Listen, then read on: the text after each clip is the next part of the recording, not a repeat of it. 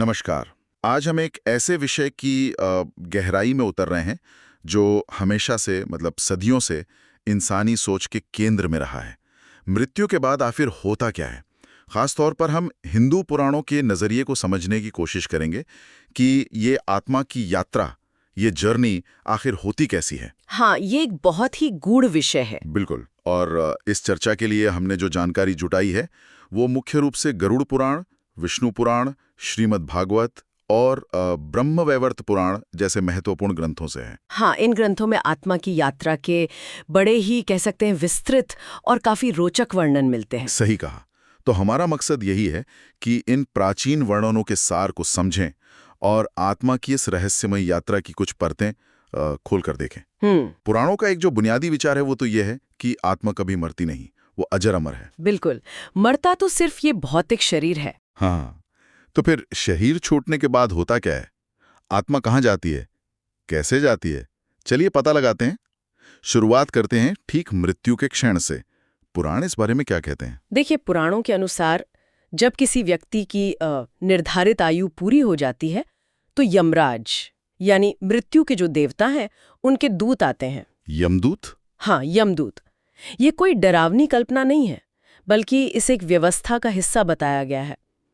इन दूतों के पास उस व्यक्ति के मतलब उसके जीवन भर के कर्मों का एक तरह का अदृश्य लेखा जोखा होता है। अच्छा।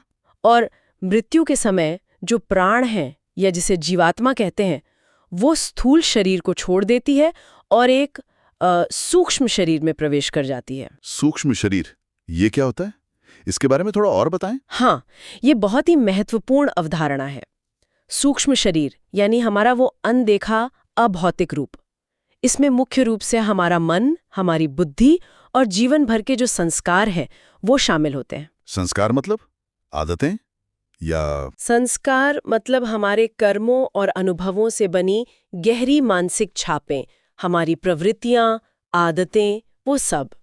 यही सूक्ष्म शरीर आत्मा के साथ परलोक की यात्रा पर निकलता है। अच्छा। ये एक तरह से वो वाहन है, कह सकते हैं, जो हमारे कर्मों के सार को, उनकी छाप को आगे ले जाता है।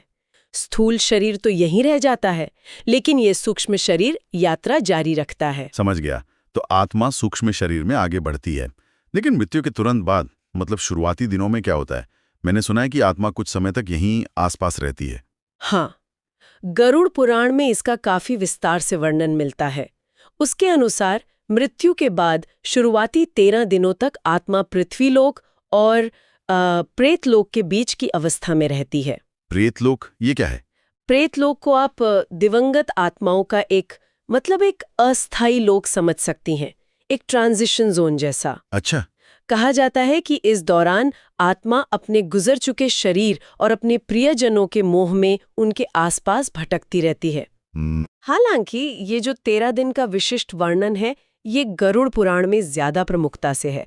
हो सकता है अन्य पुराणों में इस संक्रमण काल पर थोड़ा अलग तरह से जोर दिया गया हो, पर मूल बात यह है कि मृत्यु के तुरंत बाद एक बदलाव की, एक संक्रमण की स्थिति होती है। और शायद इसीलिए वो जो श्राद्ध और पिंडदान जैसे कर्मकांड हैं वो इसी दौरान किए जाते हैं। बिल्कुल। हाँ, पौराणिक दृष्टिकोण से देखें तो इन रीतियों का बहुत गहरा महत्व है।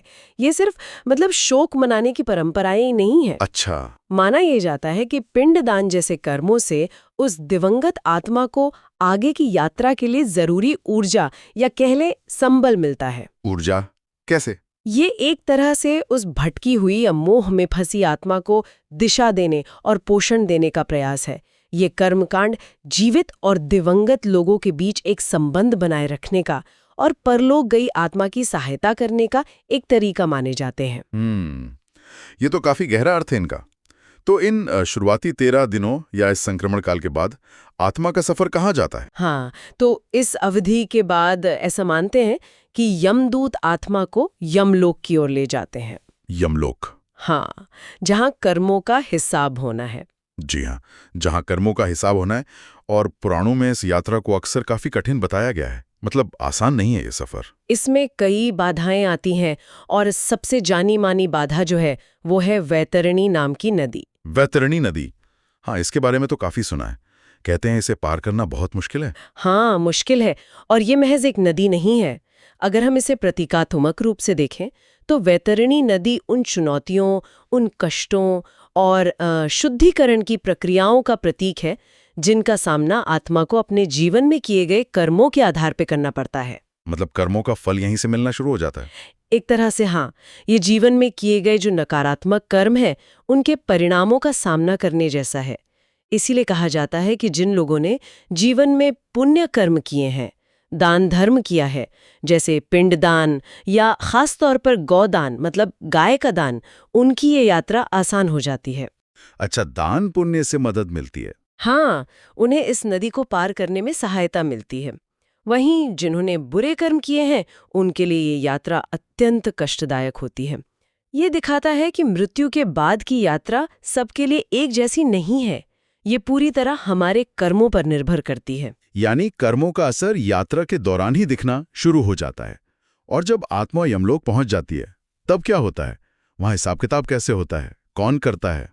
देखिए, यमलोक पहुंचने पर आत्मा को यमराज के सामने प्रस्तुत किया जाता है और वहां चित्रगुप्त नाम के देव हैं। चित्रगुप्त? हाँ, इनका नाम सुना है?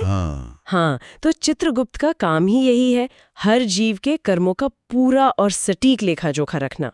वो एक एक कर्म, चाहे वो अच्छा हो या बुरा, छोटा हो या बड़ा, सब कुछ यमराज के सामने प्रस्तुत करते हैं। बिल्कुल एक अदालत की तरह। हाँ, कह सकते हैं, जहाँ कर्मों का मूल्यांकन होता है निष्पक्ष रूप से। और उस मूल्यांकन के आधार पर फिर क्या फैसला होता है? आत्मा कहाँ जाती है? कर्मों के इसी हिसाब के आधार पर आत्मा का अगला पड़ाव तय होता है। जिन आत्माओं ने जीवन में पुण्य कर्म ज्यादा किए हैं उन्हें पुण्यात्मा कहा जाता है। उन्हें अपने अच्छे कर्मों का सुख भोगने के लिए स्वर्गलोक भेजा जाता है। स्वर्गलोक? हाँ, और इसके विपरीत जिन्होंने पाप कर्म किए हैं उन्हें पापात्मा कहा जाता है। उन्हें अपने बुरे कर्मों का दंड भोगने के लिए नरक के विभिन्न लोकों में भेजा जाता है। नरकों के भी कई प्रकार बताए गए हैं। जी हाँ, जो अलग अलग पापों के अनुसार दंड देने के लिए हैं। कई तरह के नरक? जी हाँ, अलग अलग कर्मों के लिए अलग अलग तरह के कष्ट या दंड विधान है। और अगर किसी के कर्म मिले जुले हों तो, मतलब जैसा कि ज्यादातर लोगों के साथ होता होगा, कुछ अच्छे कुछ बुरे। हाँ, ये एक बहुत दिलचस्प पहलू है। पुराण बताते हैं कि जिनके कर्म मिले जुले होते हैं, कुछ पुण्य कुछ पाप, उन्हें अक्सर पहले नरक में भेजकर पापों का भल भुगताया जाता है। पहले नरक? पहले पापों का दंड पूरा होता है और उसके बाद उन्हें अपने पुण्य कर्मों का फल भोगने के लिए स्वर्ग भेजा जाता है। अच्छा, मतलब पहले सजा फिर इनाम। कुछ इस तरह से। ये दिखाता है कि पुराणों में न्याय की व्यवस्था कितनी बारीक और विस्तृत है। ये सिर्फ स्वर्ग या नरक का सीधा सीधा विभाजन नहीं है, बल्कि कर्मों के अनुपात, उनकी प्रकृति और शायद उनके क्रम का भी ध्यान रखा जाता है। ये वाकई सोचने वाली बात है कि कर्म फल का सिद्धांत कितना गहरा है। ये स्वर्ग और नरक की बात थोड़ी और साफ करें। क्या ये हमेशा रहने वाली जगह है, परमानेंट, जैसे कुछ दूसरी मान्यताओं में होता है? नहीं नहीं, हिंदू पुराणों के अनुसार स्वर्ग और नरक ये स्थायी निवास नहीं है। इन्हें आप अस्थायी पड़ाव समझ सकते हैं या अनुभव क्षेत्र कह लीजिए। अस्थायी मतलब टेम्पररी? हाँ, बिल्कुल। जैसे मान लीजिए हम किसी होटल में कुछ समय के लिए रुकते हैं, वैसे ही आत्मा अपने कर्मों का फल, चाहे वो सुख हो या दुख, भोगने के लिए इन लोकों में कुछ समय तक रहती है। अच्छा। जब उस विशेष कर्म का फल पूरा भोग लिया जाता है, चाहे वो स्वर्ग का सुख हो या नरक का कष्ट, आत्मा को वहां से आगे बढ़ना होता है। ये कर्म फल भोगने की जगहें हैं, अंतिम मंजिल नहीं। तो फिर इन स्वर्ग या नरक के अनुभवों के बाद आत्मा कहाँ जाती है, अगर ये मंजिल नहीं है तो? कर्म फल भोगने के बाद आत्मा वापस पुनर्जन्म के चक्कर में प्रवेश करती है। पुनर्जन्म, रीबर्थ? हाँ, उसे फिर से किसी योनि में जन्म लेना होता है, ज्यादातर पृथ्वी पर। यही हिंदू धर्म की पुनर्जन्म की मूल अवधारणा है और ये चक्र चलता रहता है। इस चक्रीय प्रकृति पर ध्यान देना जरूरी है, जैसा आपने कहा। मतलब कई दूसरी अवधारणाओं में तो स्वर्ग या नरक को अंतिम और शाश्वत मान लिया जाता है, पर यहाँ ऐसा नहीं है। नहीं, यहाँ ये एक बड़े चक्र का हिस्सा मात्र है। आत्मा की यात्रा का अंत नहीं, बल्कि एक चरण है, एक फेज है। बिल्कुल सही कहा। ये जन्म मृत्यु का चक्र है और अगला जन्म कैसा होगा, किस योनि में होगा, ये भी बचे हुए कर्मों और संस्कारों पर निर्भर करता है। यानी जैसा कर्म वैसा अगला जन्म, ये बात पक्की है। हाँ, मोटे तौर पर यही सिद्धांत है। पुराणों के अनुसार जिन आत्माओं के पुण्य कर्म ज्यादा प्रभावी होते हैं या जिनके संस्कार अच्छे होते हैं, उन्हें अगले जन्म में बेहतर योनियों में जन्म मिलता है। जैसे मनुष्य योनि या कभी-कभी देव योनि भी। वहीं जिनके पाप कर्म ज्यादा होते हैं या बुरे संस्कार प्रबल होते हैं, उन्हें निम्न योनियों में जन्म लेना पड़ सकता है। निम्न योनि मतलब? जैसे पशु, पक्षी, कीट पतंगे आदि। ये जो सूक्ष्म शरीर में जमा संस्कार होते हैं ना, वही अगले जीवन की परिस्थितियों और प्रवृत्तियों को काफी हद तक प्रभावित करते हैं। और ये चक्कर कब तक चलता रहता है? मतलब जन्म लेना, मरना, कर्म भोगना, फिर जन्म लेना, इसका कोई अंत है भी या नहीं? ये तो कभी ना खत्म होने वाला सिलसिला लगता है। हाँ, बिल्कुल अंत है, और वही आत्मा का परम लक्ष्य माना गया है। उसे कहते हैं मोक्ष। मोक्ष? हाँ, मोक्ष। मोक्ष का मतलब है इस जन्म मृत्यु के अंतहीन चक्र से हमेशा के लिए मुक्त हो जाना। ये आवागमन का, ये आने जाने का सिलसिला खत्म होना ही परम शांति है। मोक्ष ये कैसे मिलता है? क्या सिर्फ अच्छे कर्म करते रहने से स्वर्ग मिलता रहेगा, फिर जन्म मिलेगा? क्या यही काफी है?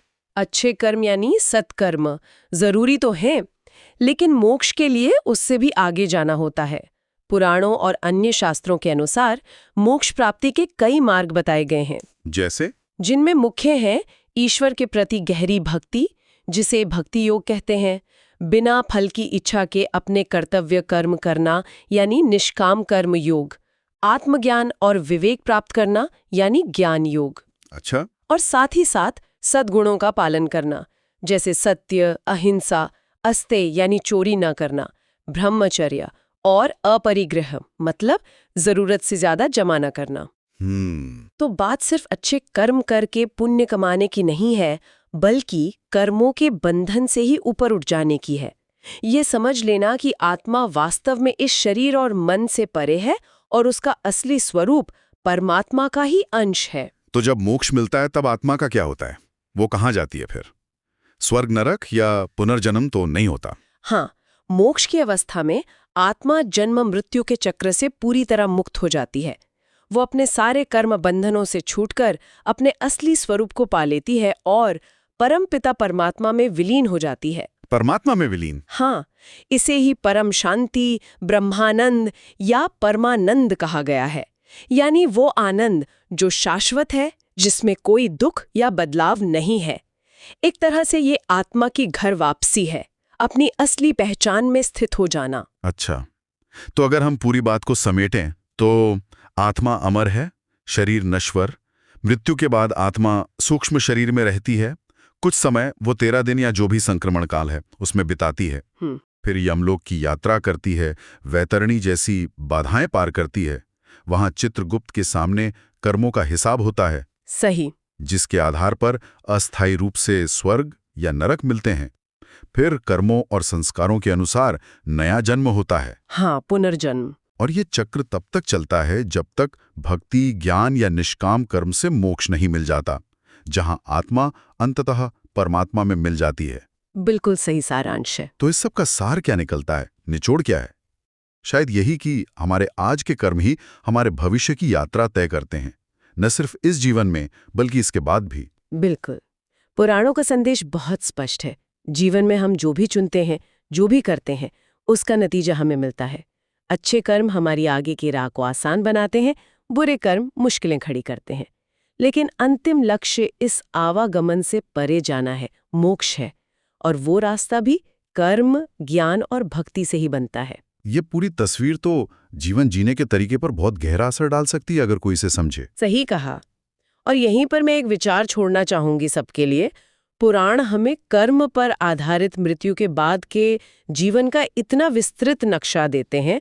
जरा सोचिए, इस ज्ञान पर गहराई से विचार करना कि हमारा हर कर्म, हर चुनाव हमारी अनंत यात्रा को प्रभावित कर रहा है, ये हमारे आज के जीवन में हमारे फैसलों, हमारी प्राथमिकताओं और हमारी जिम्मेदारियों के प्रति हमारे नजरिए को कैसे बदल सकता है। सोचने वाली बात है। क्या ये हमें ज्यादा सचेत, ज्यादा जिम्मेदार और शायद ज्यादा करुणामय जीवन जीने के लिए प्रेरित नहीं कर सकता? ये सवाल शायद इन प्राचीन ग्रंथों को हमारे आज के जीवन से जोड़ने की कुंजी हो सकता है।